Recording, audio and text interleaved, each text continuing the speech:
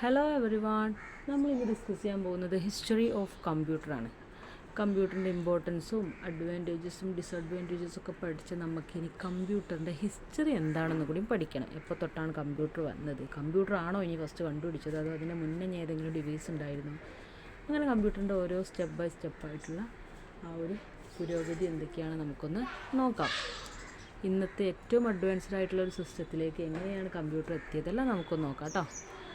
അപ്പോൾ ഈ പണ്ട് കാലങ്ങളിൽ ആളുകൾ കൂട്ടം കൂടി ഓരോ സ്ഥലങ്ങളിൽ പോയിട്ടൊക്കെ താമസിക്കുന്ന സമയത്ത് അവർ ഒരുപാട് അതായത് ഇപ്പോൾ അവർക്ക് ഒരുപാട് കാൽക്കുലേഷൻസ് ആവശ്യമായിരുന്നു. അതായത് ഇപ്പോൾ പ്രത്യേകിച്ച് അവിടെ മാത്തമാറ്റിക്കൽ കാൽക്കുലേഷനാണ് വന്നിരുന്നത്. അതായത് ഇപ്പോൾ കച്ചവടം നടത്തുകയാണെന്ന് നോക്കുക, അവിടെ നമ്മളിപ്പോൾ എന്തോ ഒരു ഐറ്റം ഒരാൾക്ക് വിറ്റു അല്ലെങ്കിൽ നമ്മളൊന്ന് വാങ്ങി, അപ്പോൾ അവിടെയൊക്കെ എല്ലായിടത്തും ഈ എമൗണ്ട് കാൽക്കുലേറ്റ് ചെയ്യുമ്പോൾ വരുന്ന പ്രശ്നങ്ങൾ എല്ലാം മാനുവലായിട്ടാണല്ലോ പണ്ട് കാലത്ത് ചെയ്തുകൊണ്ടിരുന്നത്. അപ്പോൾ മാനുവലായിട്ട് ചെയ്യുമ്പോൾ പല പ്രശ്നങ്ങളും ഉണ്ടായിരുന്നു. അതായത് മിസ്റ്റേക്കുകൾ വരാനുള്ള, ഹ്യൂമൻ എറേഴ്സ് വരാനുള്ള സാധ്യത വളരെ വളരെ കൂടുതലായിരുന്നു. ഇതെങ്ങനെ സോൾവ് ചെയ്യാം, അതുപോലെ തന്നെ ഏറ്റവും ഫാസ്റ്റായിട്ട് എങ്ങനെ ഇത്തരം പ്രോസസ്സുകളൊക്കെ ചെയ്യാം എന്നുള്ള ചിന്തയിൽ നിന്നാണ് കമ്പ്യൂട്ടർ, അല്ലെങ്കിൽ ആദ്യം കാൽക്കുലേറ്റർ എന്നുള്ള കോൺസെപ്റ്റിലേക്കാണ് എത്തിയത്, പിന്നെയാണ് കമ്പ്യൂട്ടറിലേക്ക് അത് എത്തുന്നത്. അപ്പോൾ ആദ്യം കണ്ടുപിടിച്ചത് 1800 മുമ്പാണ്. അതിൻ്റെ പേരാണ് ഏർലി മെക്കാനിക്കൽ കമ്പ്യൂട്ടിങ്. അതായത് കമ്പ്യൂട്ടിങ്ങിന് വേണ്ടിയിട്ട് അല്ലെങ്കിൽ കാൽക്കുലേഷന് വേണ്ടിയിട്ടാണ് ആ ഡിവൈസുകളൊക്കെ അന്ന് കണ്ടെത്തിയിരുന്നത്. കാരണം അവർക്ക് എന്ത് വേണം, അവരുടെ പ്രോസസ്സുകളൊക്കെ നടത്താൻ വേണ്ടിയിട്ട് കാര്യങ്ങൾ കാൽക്കുലേറ്റ് ചെയ്യണമായിരുന്നു. അപ്പോൾ മനുഷ്യന്മാർ ചെയ്യുമ്പോൾ പറഞ്ഞല്ലോ എറേഴ്സ് കൂടുതൽ വരാനുള്ള സാധ്യത വരുന്ന കാരണം അവർക്ക് പുതിയ പുതിയ ഡിവൈസുകൾ കണ്ടുപിടിക്കണമായിരുന്നു. അങ്ങനെ അബാക്കസ് എന്നുള്ള ഒരു ഡിവൈസാണ് ആദ്യം കണ്ടുപിടിക്കുന്നത്. അത് 1600 തുടക്കത്തിലായിരിക്കും. അപ്പോൾ ഫസ്റ്റ് ഡിവൈസ് എന്ന് പറഞ്ഞാൽ അബാക്കസാണ്. അതായത് നമുക്ക് ഈ അരിത്തമാറ്റിക് കാൽക്കുലേഷൻസ് ഒക്കെ പെർഫോം ചെയ്യാന്നുള്ളതായിരുന്നു അവിടെ ആദ്യത്തെ ഉദ്ദേശം. ഞാൻ പറഞ്ഞല്ലോ, അവർക്ക് അവരുടെ മാത്തമാറ്റിക്കൽ കാൽക്കുലേഷൻസ് ഒക്കെ ചെയ്യാൻ വേണ്ടിയിട്ടാണ് അവർ ആദ്യം തന്നെ ഇങ്ങനെ ഡിവൈസ് വേണമെന്ന് ചിന്തിച്ചത്. അത് ഇൻവെൻറ്റ് ചെയ്തത് ചൈനക്കാരായിരുന്നു. സമേറിയൻസ് എന്ന് പറഞ്ഞു കഴിഞ്ഞാൽ ഈ ചേരി ആയിട്ടൊക്കെ ജീവിക്കുന്ന ടൈപ്പ് ആളുകളില്ലേ, അങ്ങനെയുള്ള ടീമാണ് അവർ. അത് മെയിനായിട്ട് കോൺസെൻട്രേറ്റ് ചെയ്യുന്ന ചൈനയിലുള്ള കുറച്ച് ടീംസാണ് ഇത് ഇൻവെൻറ്റ് ചെയ്തത്.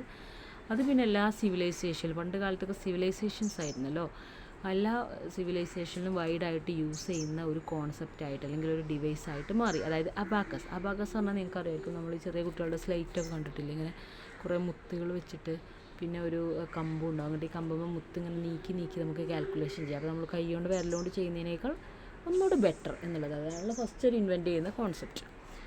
അതിനുശേഷം 1642 പാസ്കലിൻ കണ്ടുപിടിച്ചു. അതൊരു മെക്കാനിക്കൽ കാൽക്കുലേറ്ററാണ്. ബ്ലെയ്സ് പാസ്കൽ എന്ന് പറഞ്ഞ ഒരാളാണ് അത് ഡെവലപ്പ് ചെയ്ത് കൊണ്ടുവന്നത്. അതിനകത്ത് ബേസിക് ആയിട്ടുള്ള അരിത്തമാറ്റിക് ഓപ്പറേഷൻസ് പെർഫോം ചെയ്യാനുള്ള കഴിവാണ് അതിനുണ്ടായിരുന്നത്, ഇപ്പോൾ അഡീഷൻ, സബ്സ്ട്രാക്ഷനൊക്കെ. അതിനുശേഷം 1673 ലെബ്നീസ് സ്റ്റെപ്ഡ് റോക്നർ എന്ന് പറഞ്ഞൊരു ഡിവൈസാണ് കണ്ടുപിടിച്ചത്. ലെബനീസ് എന്നാണ് അതിൻ്റെ പേര്. അത് ഗോട്ട്ഫ്രൈഡ് വിൽഹം ലെബനീസ് എന്ന ഒരാളാണ് അത് ഡെവലപ്പ് ചെയ്ത് കൊണ്ടുവരുന്നത്. അത് ആക്ച്വലി പാസ്കൽ മെഷീൻ്റെ ഒരു ഇംപ്രൂവ്ഡ് വേർഷനാണ്. പിന്നെ അതിനകത്ത് മൾട്ടിപ്ലിക്കേഷനും ഡിവിഷനൊക്കെ പോസിബിളായിരുന്നു. നമ്മൾ പാസ്കലിൻ്റെ കേസ് എടുക്കുമ്പോൾ അതിനകത്ത് അഡീഷനും സബ്സ്ട്രാക്ഷനും മാത്രമായിരുന്നു പോസിബിളായിരുന്നത്. എന്നാൽ ലെബനീസിൻ്റെ കേസ് വരുമ്പോൾ മൾട്ടിപ്ലിക്കേഷനും ഡിവിഷനും കൂടെ ആഡ് ചെയ്തിരുന്നു. പിന്നെയാണ് അതിനും ശേഷമാണ്, അതായത് 1800-ൻ്റെയും 1900-ൻ്റെയും ഇടയിലാണ് നമ്മളുടെ ഈ കമ്പ്യൂട്ടിംഗ് മെഷീൻസിൻ്റെ ഒരു തുടക്കം. കമ്പ്യൂട്ടിംഗ് മെഷീനുകളുടെ ഒരു തുടക്കം എന്ന് പറയുന്നത് 1800-കളിലാണ്. അതിനകത്ത് ഏറ്റവും ഇമ്പോർട്ടൻ്റ് ആയിട്ടുള്ള ഒന്നെന്ന് പറഞ്ഞു കഴിഞ്ഞാൽ നമ്മളുടെ ഫാദർ ഓഫ് കമ്പ്യൂട്ടർ എന്നറിയപ്പെടുന്ന ചാൾസ് ബബേജ് കണ്ടുപിടിച്ച അനലിറ്റിക്കൽ എഞ്ചിനായിരുന്നു. അത് 1837-ലാണ്. ഈ ചാൾസ് ബാബേജ് അനലിറ്റിക്കൽ എഞ്ചിൻ കണ്ടുപിടിച്ചുകൊണ്ടാണ് അദ്ദേഹത്തെ നമ്മൾ ഫാദർ ഓഫ് കമ്പ്യൂട്ടർ എന്ന് പറയുന്നത്. അത് അദ്ദേഹം ഡയറക്റ്റായിട്ട് വലിയൊരു കമ്പ്യൂട്ടർ കണ്ടുപിടിച്ചു എന്നല്ല, പകരം കമ്പ്യൂട്ടറിൻ്റെ ബ്രെയിനായിട്ടുള്ള സി പി യു അദ്ദേഹമാണ് ഇൻവെൻറ്റ് ചെയ്ത് കൊണ്ടുവന്നത്. അതിന് നമുക്കൊരു first design of general purpose mechanical computer എന്ന് പറയാം, അതിൻ്റെ ഒരു ഫസ്റ്റ് ഡിസൈൻ. അപ്പോൾ അതിനകത്ത് നമ്മളുടെ സി പി യുവിനെ പോലത്തെ, അതുപോലെ തന്നെ മെമ്മറി യൂണിറ്റ്, കൺട്രോൾ ഫ്ലോ, അതുപോലത്തെയൊക്കെ കുറേ സിമിലർ ആയിട്ടുള്ള കമ്പോണൻസ് ഇൻക്ലൂഡഡ് ആയിരുന്നു.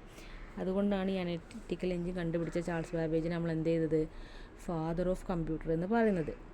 പിന്നെ 1843 അഡാ ലോവ്ലേസ് എന്ന് പറഞ്ഞ ഒരു ഫ്രണ്ട്, ചാൾസ് ബാബേജിൻ്റെ ഒരു ഫ്രണ്ടും കൂടെയാണ്, അവർ എന്ത് കണ്ടുപിടിച്ചു, അൽഗോരിതം കണ്ടുപിടിച്ചു. ഈ അൽഗോരിതത്തിൽ നിന്നൊക്കെയാണ് നമ്മുടെ സോഫ്റ്റ്വെയറിലേക്കുള്ള തുടക്കം കേട്ടോ. അപ്പോൾ ഹാർഡ്വെയർ പ്ലസ് ഹാർഡ്വെയർസിൻ്റെ ഒരു ഇൻട്രൊഡക്ഷൻ എന്ന് പറയുന്നത് ചാൾസ് ബാബേജ് ചെയ്തപ്പോൾ അതിലേക്കുള്ള അൽഗോരിതത്തിൻ്റെ ഒരു ഇൻട്രൊഡക്ഷൻ ചെയ്തത് അഡാ ലോവലേസ് ആണ്. അവർ ഫസ്റ്റ് അൽഗോരിതം ഇൻവെൻറ്റ് ചെയ്തത് അവരാണ്. അതൊരു മെഷീൻ യൂസ് ചെയ്തിട്ട് പ്രോസസ്സ് ചെയ്തു. അതുകൊണ്ട് തന്നെ അവരെ ഫസ്റ്റ് കമ്പ്യൂട്ടർ പ്രോഗ്രാമർ എന്നാണ് അറിയപ്പെടുന്നത്. അതായത് ഫസ്റ്റ് കമ്പ്യൂട്ടർ പ്രോഗ്രാമർ എന്ന് പറയുന്നത് അഡാ ലവ്ലേസും ഫാദർ ഓഫ് കമ്പ്യൂട്ടർ ആരാണ്? ചാൾസ് ബാബേജുമാണ്. പിന്നെ ഹെലോറിത്തിൻ്റെ ടാബ്ലേറ്റിംഗ് മെഷീൻ ഉണ്ട്. അത് 1890 കണ്ടുപിടിച്ചത്. അതെന്ന് പറഞ്ഞു കഴിഞ്ഞാൽ പഞ്ച് കാർഡ് ബേസ്ഡ് സിസ്റ്റം, അതായത് പഞ്ച് കാർഡ് വെച്ചിട്ട് പ്രവർത്തിക്കുന്ന ഒരു മെഷീനായിരുന്നു അത്. അത് US സെൻസസ് ഒക്കെ ചെയ്യാൻ വേണ്ടിയിട്ടാണ് അത് മെയിനായിട്ട് യൂസ് ചെയ്തിരുന്നത്. ഈ പറയപ്പെടുന്ന ടാബ്ലേറ്റിംഗ് മെഷീനാണ് പിന്നീട് IBMൻ്റെ ഫൗണ്ടേഷൻ അല്ലെങ്കിൽ ഫൈൻഡിങ്ങിലേക്കൊക്കെ എത്തിച്ചത്. IBM എന്ന് പറഞ്ഞാൽ എന്താണ്? International business machine കോർപ്പറേഷനാണ്.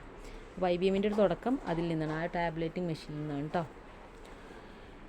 ഇനി നമുക്ക് കമ്പ്യൂട്ടർ ഡെവലപ്പ് ചെയ്ത് വന്ന ഒരു നാഴികക്കല്ലുകളൊന്ന് പരിചയപ്പെടാം. അതായത് 5 ജനറേഷനായിട്ടാണ് കമ്പ്യൂട്ടേഴ്സ് ഡെവലപ്പ് ചെയ്ത് വന്നത്. അപ്പോൾ നമ്മൾ പറഞ്ഞ പോലെ ഈ ഒരു ഇൻട്രൊഡക്ഷനൊക്കെ കഴിഞ്ഞു. ആദ്യം കാൽക്കുലേറ്ററാണ് കൊണ്ടുവന്നത്, അതായത് കാൽക്കുലേറ്റ് ചെയ്യാൻ വേണ്ടിയുള്ള മെഷീൻസ് ഇങ്ങനെ കൊണ്ടുവന്നത്. അതിൽ നിന്ന് പിന്നെ നമ്മളുടെ ചാൾസ് ബാബേജ് CPU എന്ന ബ്രെയിൻ എന്നുള്ള കോൺസെപ്റ്റിലേക്ക് എത്തി.